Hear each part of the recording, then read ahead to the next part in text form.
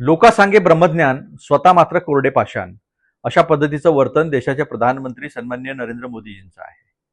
सकाळी सांगतात लोकांना की पेट्रोल कमी वापरा, डिझेल कमी वापरा, कार पुलिंग करा, मेट्रोचा वापर करा, आणि संध्याकाळी 100-100 गाड्यांचा ताफा घेऊन ते रोड शो करतात.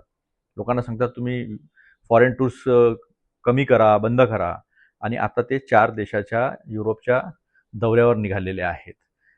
कोण त्यांचे आर्थिक सल्लागार आहे हे कळायला मार्ग नाही आहे. खतांचा वापर कमी करा. अरे खतांचा वापर कमी केला तर अन्नधान्याचा तुटवडा निर्माण होईल आणि त्याच्यातनं महागाई वाढून सामान्य माणूस पुन्हा महागाईच्या बोजाखाली दबला जाईल.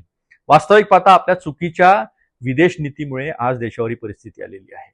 कदाचित एप्स्टीन फाईलच्या अय्याशीमुळे आपण घाबरलेला आहात, अमेरिकासमोर वाकून उभे आहात, चहाबार सोडून दिलं, इराण आणि रशियाशी संबंध खराब केले, जिथून आपल्याला स्वस्तामध्ये आणि रुपयाच्या मोबदल्यात, खाद्यान्नाच्या मोबदल्यात आपल्याला तेल मिळालं असतं, आज या महागाईचा सामना सामान्य जनतेला करावा लागला नसता.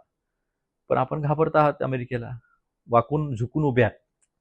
चायनाला पण घाबरता, वाकून झुकून उभे आहात.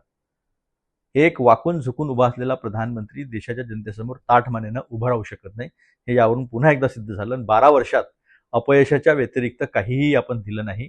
तुम्ही निवडणुका ज्या जिंकतात त्या फक्त विभेदावर, द्वेषावर, एका समाजाला दुसऱ्या समाजासमोर उभं करून, आणि ED, income tax, CBI, election commission यासारख्या संस्थांचा वापर करून. अन्यथा आपण निवडणूक जिंकावी अशी परिस्थिती देशात नाही.